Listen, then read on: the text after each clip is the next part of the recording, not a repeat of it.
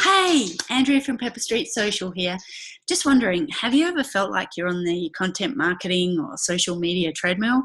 I definitely have. I was on my treadmill and I was posting every day and I was so hell-bent on being consistent and showing up that I actually, well, I fell off the treadmill, but I lost sight of why. That's why I fell off the treadmill. That's why it felt like a treadmill. You know, there's so much content these days. It's how we do things. Everything is content, and there's never been more important to produce good quality content. So, how do you produce great quality consistently without feeling like you're on that treadmill? You know, how do you stay connected to your why, to your mission, and how do you make it sustainable? Do you have to start, and for that quality anyway, do you have to start producing 4,000 word blog posts? Maybe you do. Maybe you do. If it takes that long to explain something really well, like nobody else can explain it, that somebody in your audience was reading that going, wow, this is amazing. This is so good.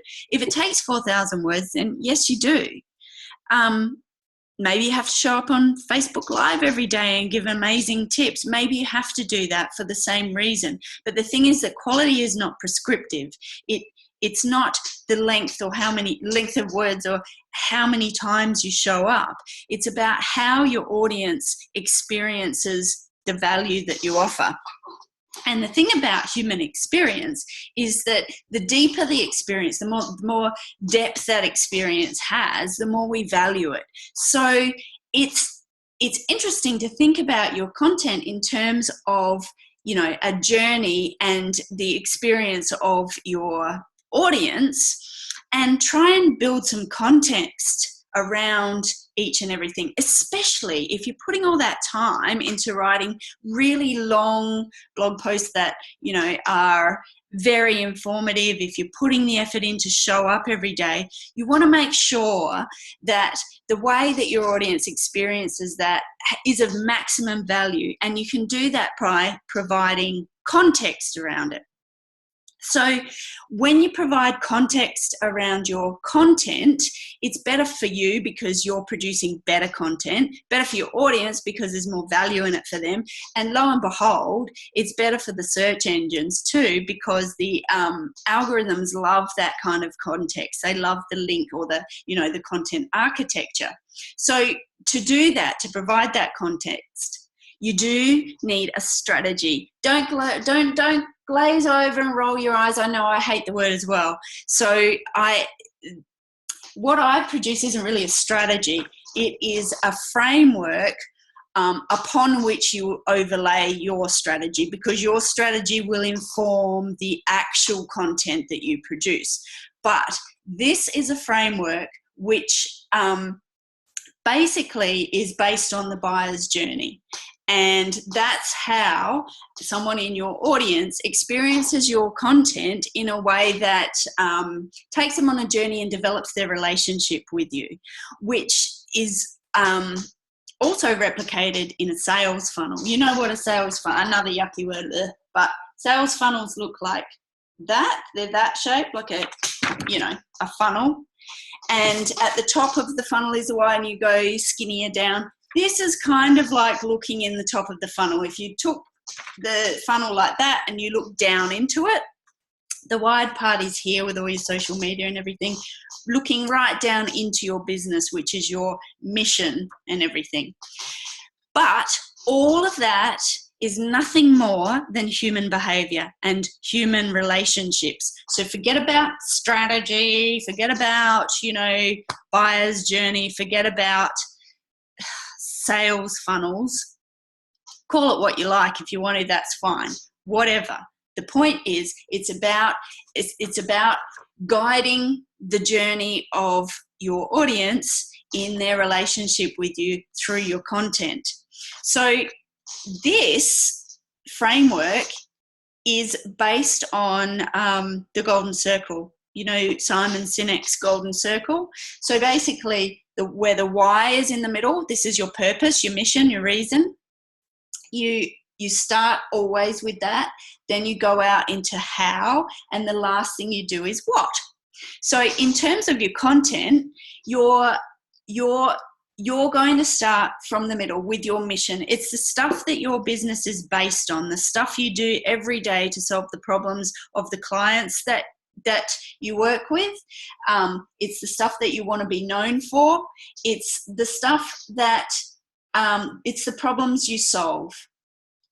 From that, you then produce flagship content, which is maybe an ebook, something really in depth, maybe just an epic blog post, maybe a video series, which really highlights your philosophy, your approach, it goes into depth with solving that particular problem for your audience.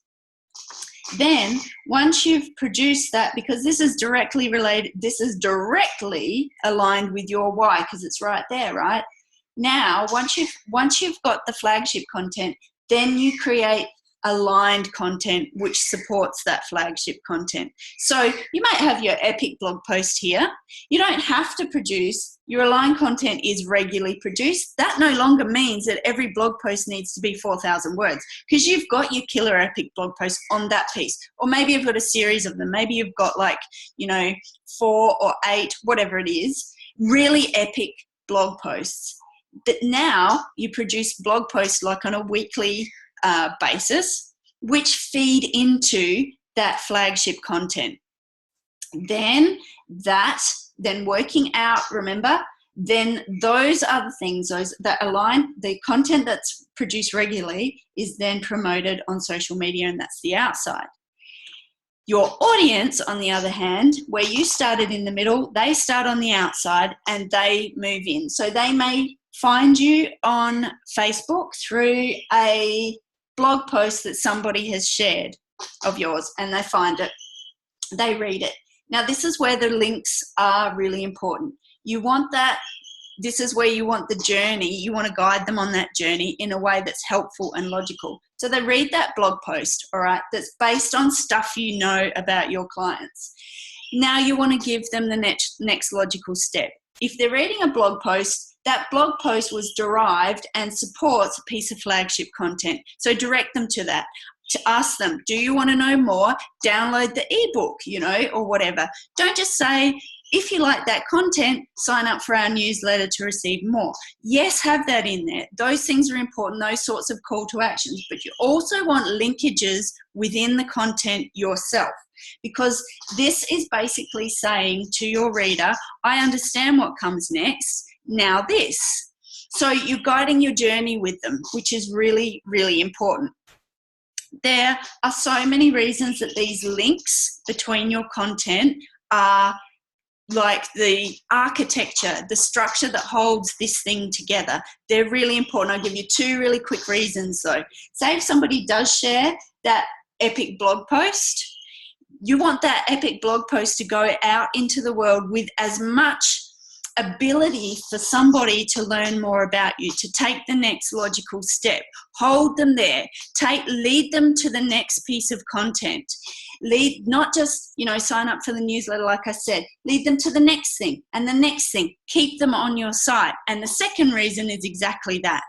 SEO loves this kind of content architecture because it keeps people on your site for longer, which is also indicative of your page rank authority, your authority on whatever you're talking about.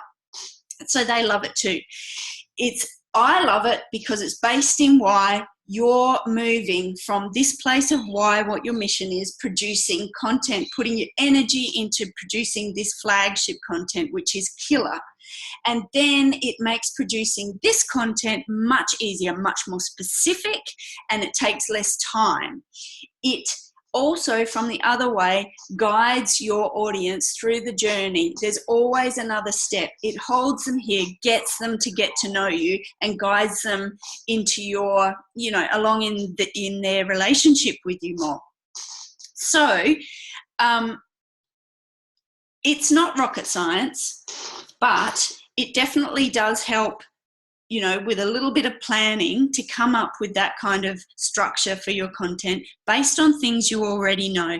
The clients that you work with, you're solving problems for them every day. And, to think about to think about the linkages and things. Think about when they get through that, when they break through that thing and I've helped them with that, what's the next logical step? What's the next thing they ask me for? That's how you want to link your content and design it so that you can, like I keep saying, guide people through their relationship with you logically and helpfully. So if you think that's logical and helpful, you can download that. You can download this framework. There's a link at the bottom here.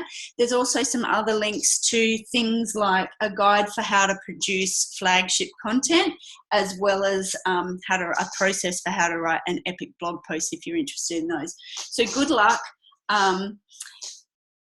And I hope your content, I know that when you even just thinking about your content in terms of that kind of structure and that journey and linking your own stuff together will make your content better and it will make it easier to produce. Yay!